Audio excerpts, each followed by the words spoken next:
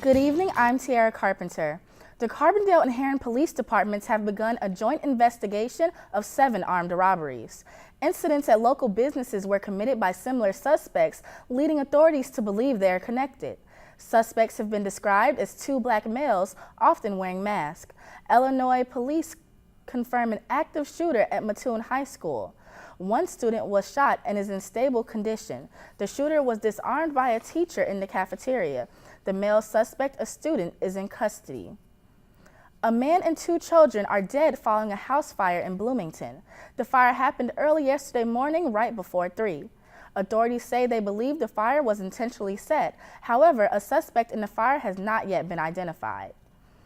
A city treasurer is officially out of a job.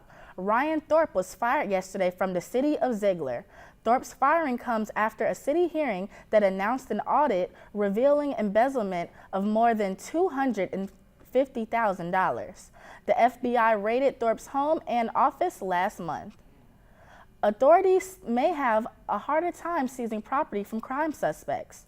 Governor Bruce Rauner has signed legislation which requires law enforcement officials to charge individuals with a crime before confiscating property. The practice of seizing property has been used for years.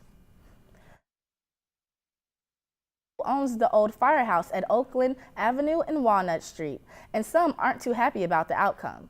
Residents and a councilperson are confused as to why only 1 offer was considered.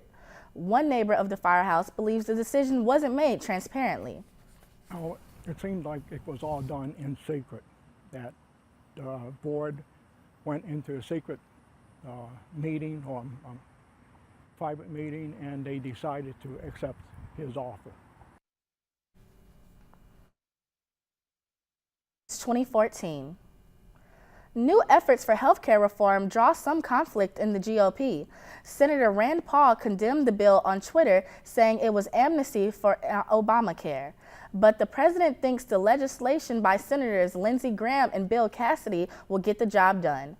Trump also says while he considers Paul a friend, he's a negative force against fixing healthcare. And here's the River Region weather forecast. Looking ahead, your temperatures will stay rather warm in the 70s and 80s. And in your 5-day forecast, temperatures will remain in the 90s with a slight cool down in the evening. Thank you for joining us tonight. Watch River Region Evening Edition at 5, Monday through Thursday. Good night.